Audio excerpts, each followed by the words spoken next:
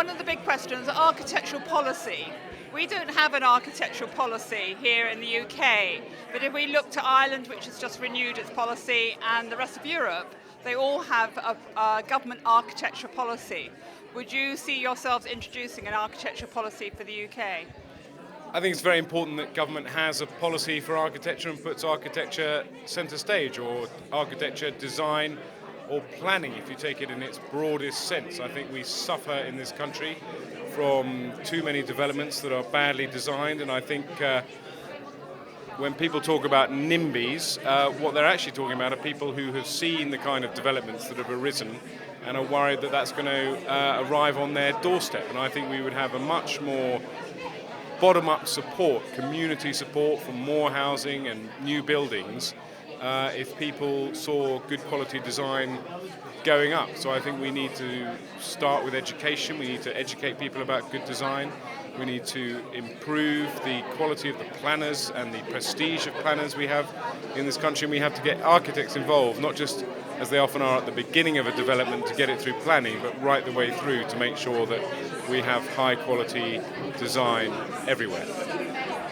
And with your policy, the Green Paper on planning about localism, how do you think this will fit into that kind of quality of design, and how will it feed down into that local level through that means? Well, what we've said is that the local development frameworks that we would create in our new localist environment would include design and architecture as part of those development frameworks. So when a local council puts forward its proposals for housing in its area, it will also stipulate the kind of architecture and design quality they expect from any local development. And once those are signed off, they effectively become statutory, they're not appealable against, and it means that any developer that then wants to build within that framework has to build to a certain quality of design. I think that's a really important breakthrough. And in terms of the moment, architecture is strange that it sits in one department called DCMS at the moment, Department of Culture, Media and Sport. Do you see architecture staying within one government department, or as it is at the moment, has a mixture, but it does tend to stay where the architecture stays just within one department?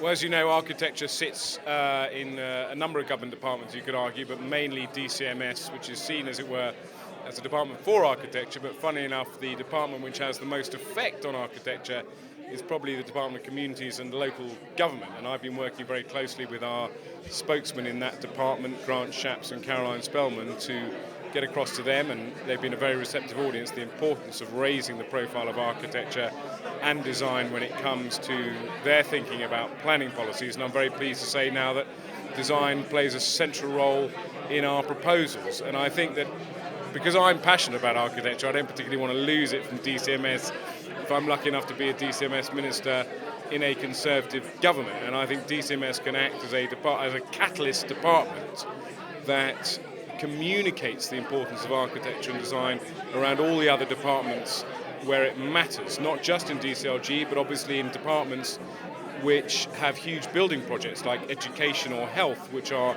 always commissioning new buildings, and where it's really important to get across the message about architecture and good design.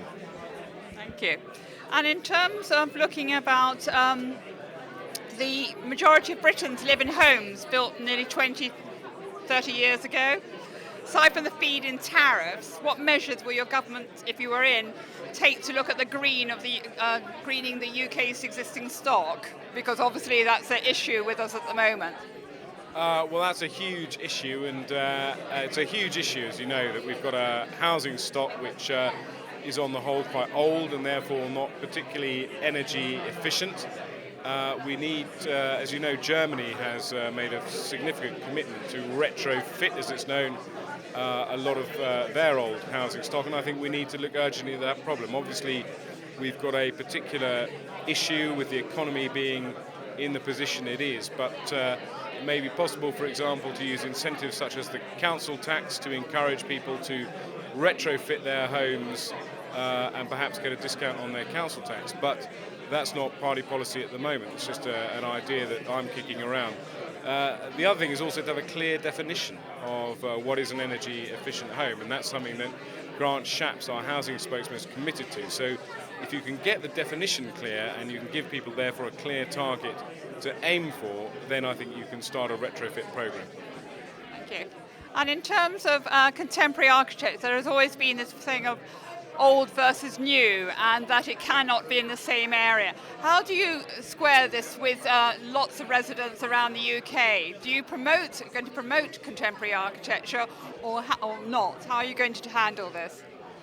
Well, I think there is but you could argue there's an issue in this country that people are suspicious of contemporary architecture and they're nervous, particularly as we have such large public buildings from the Victorian era and so on, that they can somehow be damaged by other contemporary architecture. I think there's a balance to be struck. For example, I'm not a supporter of tall buildings in London. I think we should try and preserve the views in London. I don't think we should crowd out important historic buildings like the Tower of London by surrounding them with glass office blocks. But at the same time, I think that people recognise that great modern buildings of high quality can really regenerate an area, and that's happening in towns and cities all over the country. You only have to look at Newcastle Gateshead, where the Sage has become an iconic building. You only have to look at something like the London Eye, which is fitted into, as it were, a heritage landscape along the Thames, and has now become effectively part of our heritage within 5 years. So I think attitudes are beginning to change. And just taking that point a bit further, when it comes to sort of the everyday architecture around your street, etc., there's often a contention there about, again, not in my local area. If it's an iconic building, it's further away, but not in my street. How do you take that view? It's sometimes said that people are suspicious of contemporary architecture, and they certainly wouldn't want, modern buildings on their street, which might be a row of nice Victorian terraces.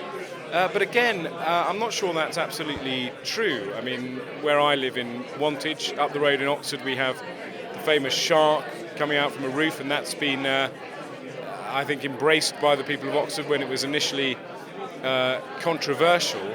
And I think where you get high quality modern design like the Accordia development, people do embrace modern design. It's got to, I think quality is the watchword. I think if there are too many poorly designed modern buildings, then you can give contemporary architecture a bad name. But I think more and more when you open the newspapers and look at the property section, there's a celebration of imaginative contemporary design, which you can often find in the middle of a Victorian street. And I think people do welcome it much more than they used to. And lastly, a question.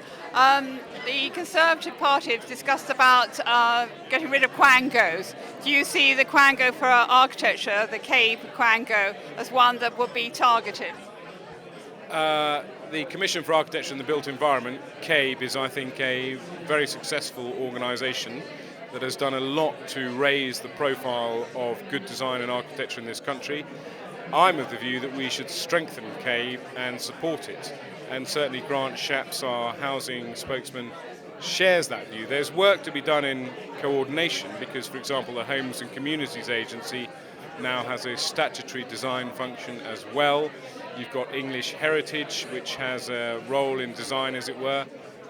You've got the RIBA as well, which plays an important role working with local authorities. So I think we need to be more coherent so that people aren't duplicating the work of others and are working together. But that is not a coded message as a threat to CABE. I think it's a recognition of how much good work CABE has done to put this issue on the agenda.